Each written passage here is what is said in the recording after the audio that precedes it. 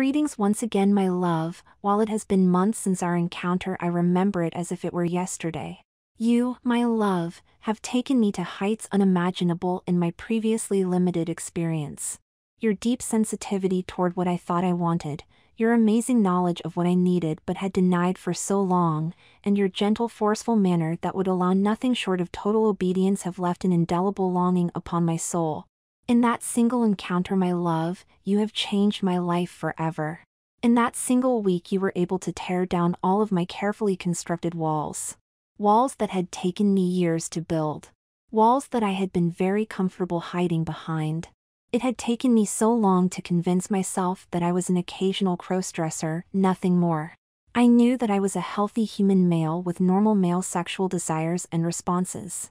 I had absolutely no desire whatsoever to engage in any type of sexual activity with anyone in possession of male genitalia. Then I met you. My tormentor, my nemesis, my love. How was I to know that you were not as you appeared? You are beautiful, friendly, understanding. You were the first person I had ever met that openly asked if I was a transvestite. How you knew was a mystery, but it didn't matter. What mattered was that you knew, you understood, and you offered to help me as no one ever had. You took me into your life for that wonderful week, and for that I shall remain eternally grateful. How could I have possibly refused an offer to have such a beautiful woman dress me and teach me how to be a proper lady? A week of dressing and training at your home. My only obligation, to honestly record my feelings and experiences for you. Never in my wildest fantasies had imagined this could happen to me. It was the fastest decision I've ever made. Saying no was never an option. I clearly remember my arrival at your door that next morning. My knees felt as though they were made of jello. I could hear my heart pounding in my ears. I was sure the neighbors would hear it beating and call the police. I had followed your instructions to the letter. I brought nothing but the clothes I wore from my home to yours. I used public transportation, leaving my locked car at home. My pockets were empty except for a single house key, which was to be surrendered to you before I would be allowed to enter your domain. I brought no identification. The only money I left home with, just enough for a one-way bus ride, had been used to get to your house. Once inside your home, I would have no way out. You had planned it all so well. I was a fly, locked within your web, and I was in heaven. You were so beautiful. Your tight-fitting black dress accentuating your every curve. The low neckline barely covering your deep brown nipples. Your lovely long legs encased in those sensuous detailed stockings. Those irresistible black ankle strap pumps that I would gain such an intimate knowledge of. And your eyes. So large. So blue. So understanding. So commanding. How could I have possibly refused your demand that I remove all my clothes and place them outside? I handed you my house key, which I watched you lock away, and followed your instructions to completely divest myself of male clothing. Your only response to my growing embarrassment was that wonderful smile you used to captivate me in the first place. You left me standing there for what seemed like hours, just looking me up and down, before having me follow you to the bathroom where my training would begin. It wasn't my fault my cock hardened so quickly. Watching your firm round ass undulate in that skin-tight dress, wondering if I could ever look that good from behind, it was just more than I could handle. How could I have possibly known then that that would be the last time it would be allowed to harden while I was in your home? When we arrived at your bathroom and you directed me to take care of my unruly beast or else I was slow to understand. The sting of your well-manicured hand, however, did bring immediate understanding. It was difficult for me. I had never before masturbated to an audience. I must say it was a humbling experience at best. You then instructed that I take advantage of the scented bubble bath already drawn. To relax, and to soften my body, hair and skin. Your gentle assurances and attentive behavior while I soaked were so different from the commanding manner you had exhibited since my arrival that I vowed then I would do whatever was necessary to assure your happiness. That is why, my love, in spite of my doubts and concerns, I allowed you to shave my hairy male body.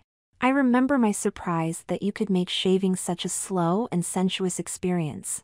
It was intoxicating the way you so gently caressed my legs while slowly sliding the razor along their length, your long red fingernails tracing the area you would shave next. The last symbolic vestiges of my manhood swirling inexorably down the drain, my mind slipping ever further into the submissive mindset you knew would result. I still shiver at the memory of your soft, strong hands massaging lotion everywhere you had just shaved, especially the expert way in which you massaged my genitals, pushing my balls back up into my body and sliding that harness into place over my semi-erect cock. I'm still in a daze how you were able to pull my cock back between legs with so little resistance on my part. I can still clearly remember the soft click I heard as you closed the straps on the harness, and the small giggle you made when I asked you about it. You explained that it was just a clasp so that the harness would not slip while I was wearing it. You neglected to mention that it was designed not only to give me a flat front, but that it would also help to train me to sit every time I needed to use the toilet, and that it was a very effective chastity belt. The click I had heard was not a simple clasp closing but rather a small efficient lock, to which you held the only key. I was so completely overwhelmed that a lifelong dream was actually coming true, and I so wanted to enjoy every minute of my transformation that all I could think of then, as now, was your happiness, my love. It was after you locked my chastity that you playfully applied a heavy coat of lipstick to my lips and kissed me for the first time.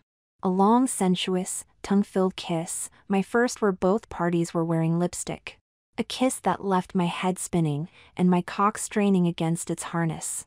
I tried to reach up during that kiss, to caress your beautiful body, to touch your lovely face, but that was not allowed as you held my arms down. You were in control and wanted to be sure that I understood. I was under your spell, my love, and could do nothing but follow your every instruction. Eventually you broke the contact of that kiss, and reaching behind me from the vanity drawer you produced one of the prettiest garments I have ever seen. Pure virgin white. The satin so shimmery, so smooth.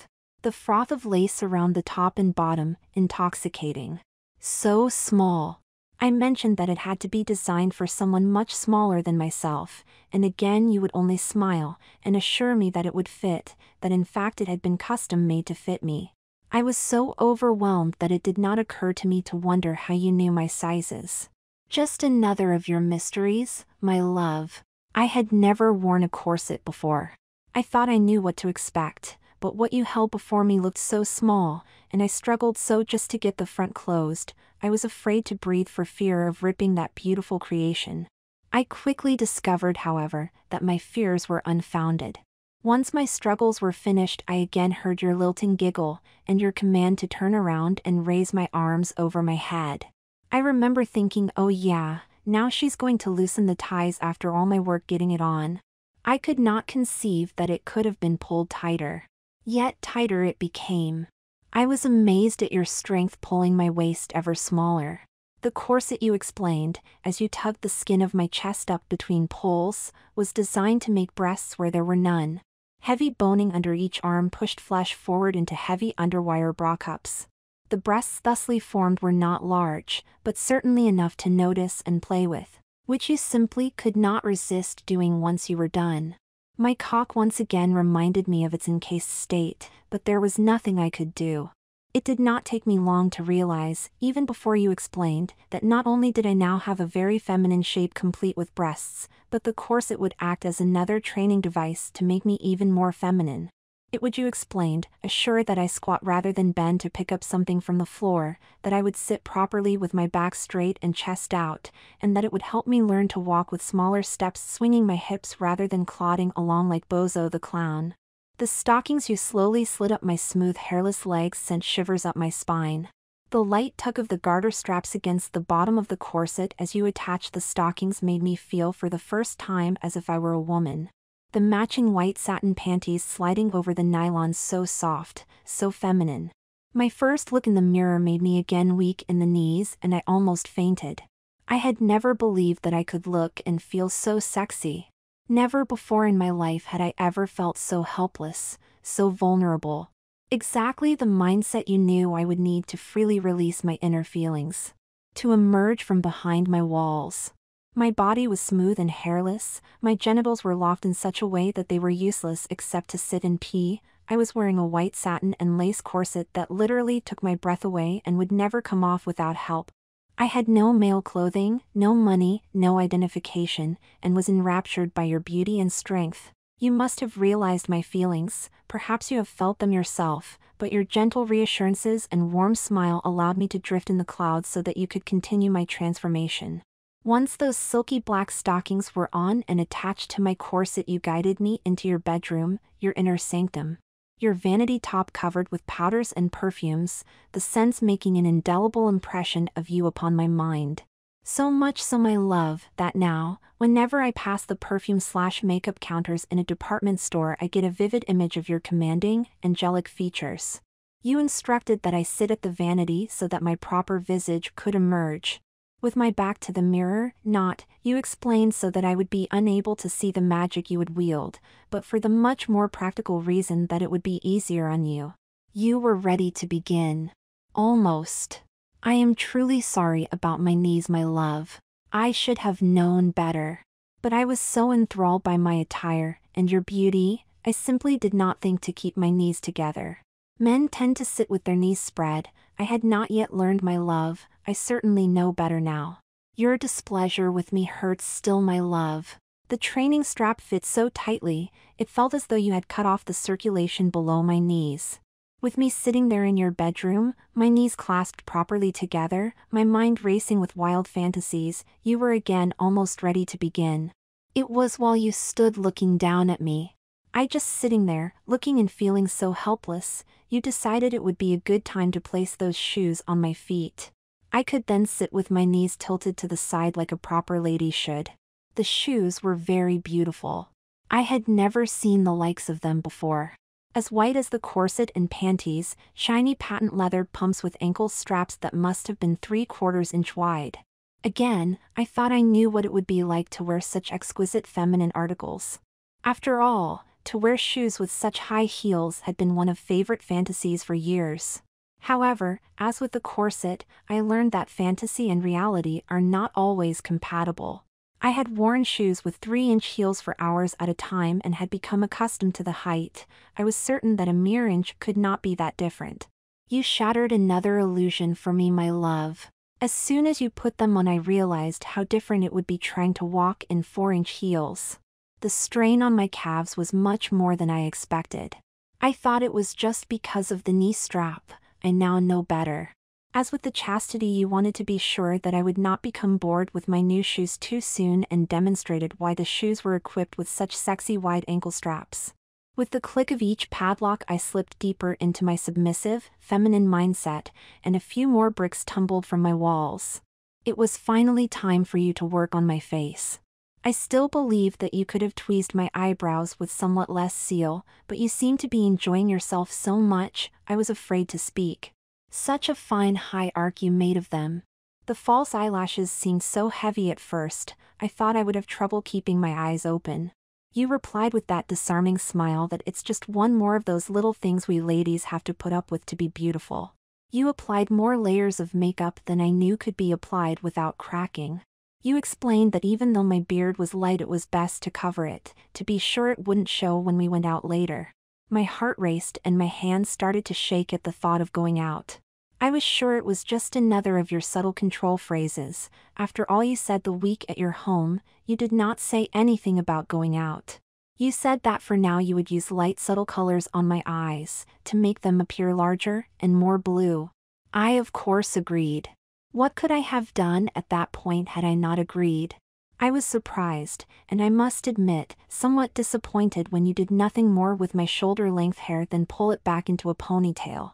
I had still not yet learned to place my trust in you, my love. You must have noted my look of disappointment, for you went on to explain that my hair would be taken care of later. The jewelry you chose, my love, made me feel as if I were Cinderella. Beautiful, sparkling, heart-shaped, diamond-studded earrings, a 3-band diamond bracelet, and matching 2-chain necklace with a heart-shaped pendant about 1 inch across. I loved it so much I wanted to put it all on immediately, but once again, my love, you taught me a lesson in patience. You informed me that the jewelry would have to wait until I had my dress on. My dress, how I savored those words.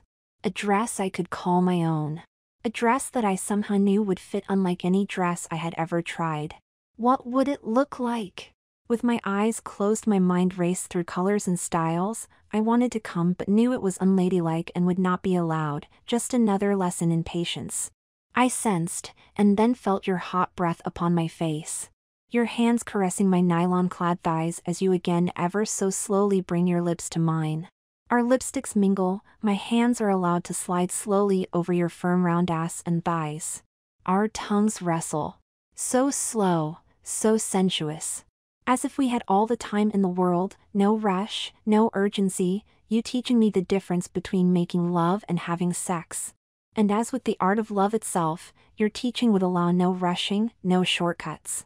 How badly I wanted you to release me, my love, how much I loved being in your power. The thought never occurred to me to remove the knee strap or request removal of my chastity.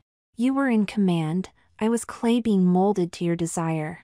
Leaving me breathless after your kiss, you disappeared into your closet. Not knowing what else to do, I waited. When you returned, I was shocked to see that you had changed clothes to jeans and a t-shirt. Saying, "Not to worry, my little captive one. I want you to experience being the best dressed lady in the room." Of course, in my state of mind, I would have accepted anything you told me, my love. I then noticed the dress you carried over your shoulder behind your back. I was speechless. It was breathtaking. White satin, full length, sleeveless, with a mock turtleneck collar, full in the front with a high walking slit in back, and a gold satin lining. All I could do was stare at that wonderful creation. Not only was it beautiful, but it was for me. I would be wearing this most feminine garment. Me. My dreams had never allowed me to imagine that I could ever wear such femininity. It looked as though it would have to be sprayed on, but I had learned from the corset and shoes that you had the size exactly correct, my love. I had no doubts. You walked toward me and laid that piece of heaven next me while you released my legs. I wanted so to touch it, to feel it, but you had not told me that I could, so I did not. You steadied me while I attempted to stand. I was right about one thing: these shoes would take some getting used to. As if my realization were your key, you instructed me to walk around the room for you, so that I could become accustomed to my new walking shoes. I learned from a combination of your coaching, the corset, and those heels, to take short steps, bringing my raised foot directly in front of the other before setting it down, landing with my toe instead of heel first. After 10 minutes, I thought my calves were on fire. You just smiled and instructed me to practice another 5 minutes, and you would then allow me to put my dress on. My dress! The moment had finally arrived. You were going to help me into my dress. I was so tired from walking, but found my strength return with the thought of sliding that wonderful dress up onto my body. You knew that I would be invigorated by the thought of wearing that dress, my love. You held the dress open so that I could step into it. I wobbled on those high heels, but you were there to keep me stable, my love. I will never forget the sensuous feeling of the satin sliding up my legs. How the skirt of the dress pulled my legs together, the snug feeling as the bodice was pulled up over the corset. As if to break the spell, you stopped there and retreated to your closet. I did not know what to think, my love. But to my surprise, you returned with 2 silly putty-looking blobs that you said were breast enhancers. You again played with my little breasts formed by the corset and then added the breast enhancers. I could not believe the effect. You never ceased to amaze me, my love. I would never have known that such things existed without you. With my breasts now, as you put it, of reasonable size, you were willing to finish helping me into my dress. I savored sliding my arms into the shoulders of my beautiful dress, allowing you to pull it together in the back and zip the zipper. Again, in your slow, sensuous way, you pulled the zipper closed. Sliding your hands across my butt, moving up along my corset, slowing to caress my breasts along the way. My efforts to speed your progress were ignored. You, my love, my teacher, wanted me to experience the sensuality a woman feels as she dresses for a night at the opera. With the dress finally on, I thought it was now time that I could put on that lovely jewelry.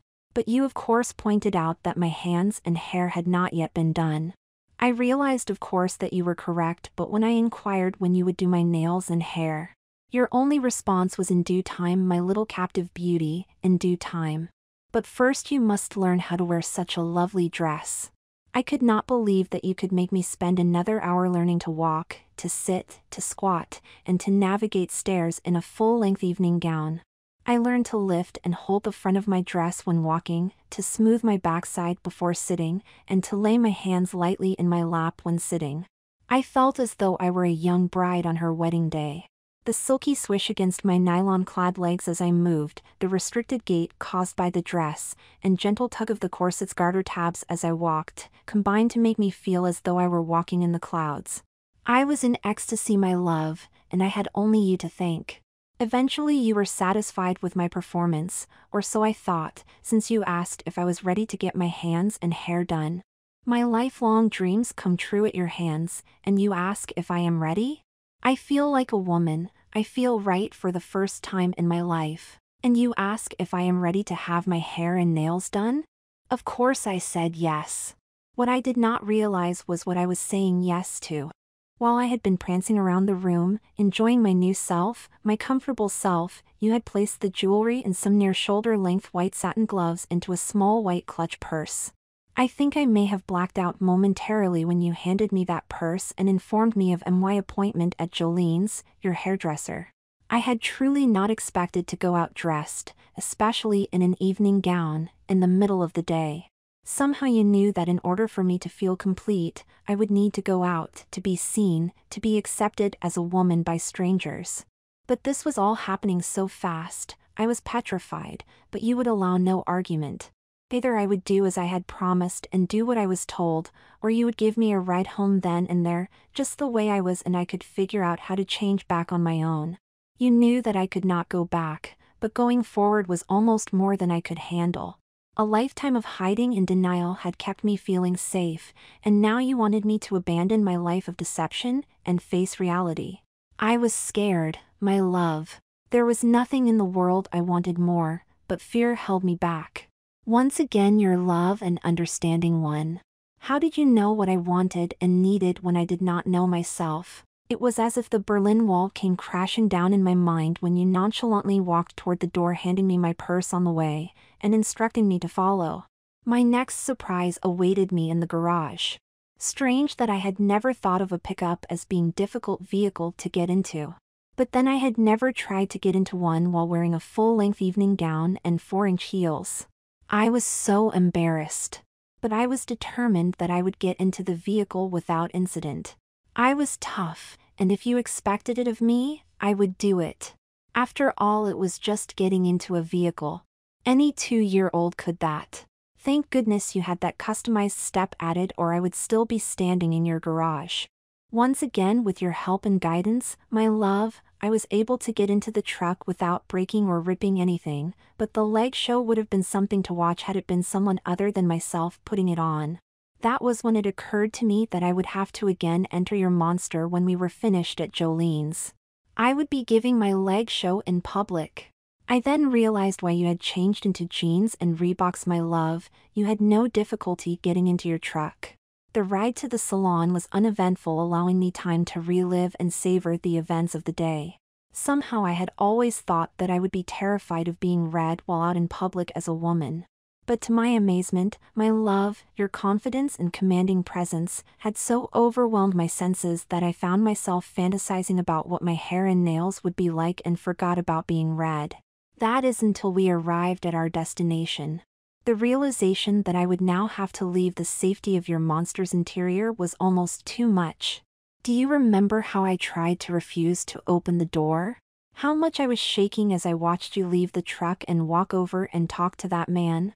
I didn't know if he was someone trying to hit on you, if he was an acquaintance of yours, or if he was an employee of the salon. So I sat, and I worried. My mind raced. What if this man saw that I wasn't a woman? What would he think of my beautiful gown and messy hair? How could he not notice that my hands had the short, unpolished nails of a man? My mind wanted to find a dark, secluded cave to crawl into and hide. My emotions wanted to see what it was like to have my hair styled and fingers manicured. My body wanted to shake itself apart. The decision was, of course, made for me, my love. I thought I would faint when the two of you walked to my door and he opened it. My heart was in my throat. I was near panic. I didn't know what to do. The only encouragement I could get from you was another of those unnerving smiles you are so good at, my love. My thoughts turned to how helpless I was sitting there in your truck. We were miles from home, I could barely walk, running would be impossible, the corset and dress assured me of limited mobility, and I was staring into the face of a stranger holding his hand out to me. The spell was thankfully broken when you introduced him as your brother. You both knew that I would be unable to get out of that monstrosity. I will never look at a 4x4 the same way again, without help. I, however, did not know. I remember turning in the seat and attempting to step down. That's when the realization hit that there was no way my dress, corset, and shoes would allow me the freedom of motion required to step down without help. At best, I could expect a broken ankle, at worst. Your brother was so polite, such a gentleman. His strong hands grasping my waist, helping me safely to the ground. His warm breath on my face as my feet touched the ground and we were briefly face to face. Such a handsome face. More bricks falling from my remaining walls, my love, and again you just smiled. How could you possibly know, my love? How could you know so much about my feelings, my thoughts, my needs? I could then only wonder. You decided on the truck, I know now, my love, so that I could experience that wonderful sense of accepting help. It was so unusual to not have to be the tough man that proves his virility by showing how he can do anything. It was such a freeing sensation to give in to my helplessness and accept your brother's hand. I could not believe that I kissed your brother on the cheek and thanked him for his help, but it seemed like the natural thing to do under the circumstances. I felt as if I had blushed enough to put Ridloff's famous nose to shame. In the macho world of men, my love, men just do not kiss men, even on the cheek. I had just kissed a man, and it seemed natural. What was happening to me? I like women. I love women. I have never been attracted to a man. Once out of the truck and allowed time to catch my breath, you instructed that I walk the short distance to the salon and introduce myself as Jenny, and that you would be along shortly. You explained that Mississippi Jolene was expecting me and not to worry about my voice, that we would work on it later. The implication was that she already knew about me. Comforting in a way, terrifying in another. It was only yards across the driveway to the salon, but it felt like miles. Although I could see no one else, I knew that there were people everywhere watching me, and they all knew that as much as I loved my beautiful dress, I did not belong in it. That I was an imposter, and did not deserve to wear such beautiful clothes. A deep sigh of relief as I entered the salon and noticed that I was the only patron. The vision of delight behind the counter waited until I had introduced myself before she would acknowledge that she was indeed Mississippi Jolene, and that I should have a seat over by the window and relax until she called me. A glass of wine had been placed on the table. Mississippi Jolene said that I should drink it to help me unwind. I looked around for somewhere else to sit, but I had no choice. The only chairs in the foyer were by the window. Following instructions, I chose a chair and studied Mississippi Jolene and her salon, while I sipped my wine and relaxed. It was very good wine. Mississippi Jolene looked to be in her mid-30s, athletic build, curly shoulder-length blonde hair, and deep brown eyes that contrasted perfectly with her hair. Overall a vision to die for. The salon was not much different than where I usually went for my male haircuts, except that her shop was smaller and seemed to cater to women only. I looked for a Sports Illustrated or Field and Stream and found instead issues of MS, Cosmopolitan, and Transformed. The last, I learned, was placed there just prior to my arrival and would be removed upon my departure. I could not help but stare in rapt attention at the pages as a young male was transformed from a macho stud into a dainty French maid at the hands of two powerful women. My submissive mindset was nearly complete. Your arrival startled me, my love, so deep was my fascination with the magazine. I remember hearing you talk with Mississippi Jolene about what you expected. You explained to her that you would like my hair styled, not permed, in such a fashion that it would match the simplicity and elegance of my gown. I know that that is what you explained to her, my love. I heard you talking to her. I remember she showed you some pictures and I heard you say, I think she would look great in this style. I was to have no choice and no idea of what my hair was to look like until it was done. Just one more instance of your growing control over me. You then came to me and explained that I would be in good hands with Mississippi Jolene, and must cooperate fully with her. You had some errands to run and so would leave, but promised to return in a few hours. I felt like a little girl whose mommy was leaving her at the hairdresser's for her first perm. Of course, in my case I only had a week to be feminine, and so I would be unable to have anything lasting done to my hair or nails. At least that's what you led me to believe, my love. Shortly after you left, Mississippi Jolene led me into the salon area where she had me sit in a chair very similar to my barber's chair. She put a pink plastic shroud over my shoulders and around my neck. I must admit to a pang of embarrassment at the feminine pink shroud being placed around me being used to my barber's white pinstripe nylon shroud that he has used forever. But it was just a pang, my love, honest. Once in the chair and ready to start, I felt very at ease. Perhaps it was the wine, but I prefer to believe that it was Mississippi Jolene's professional, understanding manner. For whatever reason, my love, the next few hours are still only a blur in my memory. I remember how wonderful it felt to sit there and have Mississippi Jolene talk quietly and work her magic on my hair. How I reveled in the feel of her hands working with my hair. The many different smells of the various solutions she used. I seemed to be drifting in a cloud of femininity that I never wanted to escape. I know Mississippi Jolene worked on my nails for quite a while. I remember complaining that it hurt, and Mississippi Jolene telling me to be tough and take it like a lady. I must have fallen asleep while my hair was drying and Mississippi Jolene was doing my manicure, because I remember opening my eyes and seeing your radiant face looking down at me, and hearing Mississippi Jolene announce that it was time to comb my hair out. What an experience to have heard someone talking about me like that. It was time for me to have my hair combed out. I couldn't wait. I wanted to see it immediately. Always in such a rush, my lit captive one. Patience, patience, you will see the new you in just a little while. You then instructed Mississippi Jolene to proceed with my comb out, but to be sure I would not see it until all was complete. It felt so strange to me to have someone working with my hair. All my barber has ever done is spray on some water, cut here, cut there, and pronounce me done. Mississippi Jolene combed and smoothed, pushed and fluffed, and frequently stepped back to see how I would look from a short distance away. Finally she declared me finished. My pulse raced, and my imagination went into overdrive. Would I look good enough to pass? Would my wispy dark hair be equal to the elegance of my dress? I knew my hair was long enough, but... Mississippi Jolene turned the chair and I was treated to my first view of Jenny. I couldn't believe what I saw. I fainted. I had never fainted before in my life, my love.